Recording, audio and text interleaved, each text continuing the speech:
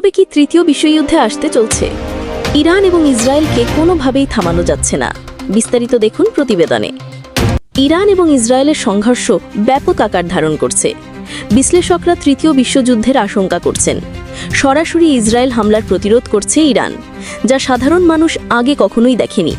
যদি পরমাণু যুদ্ধ হয় তাহলে গোটা বিশ্ব এর পরিণতি ভোগ করবে। জাতিসংঘ শত চেষ্টার পরও থামাতে পারছে না দুই দেশকে। এরপর কি ঘটবে? আরও ব্যাপক সংঘর্ষ, নাকি এবার থামবে তাদের লড়াই? এই আশায় সারা বিশ্বের মানুষ তাদের দিকে চেয়ে আছে।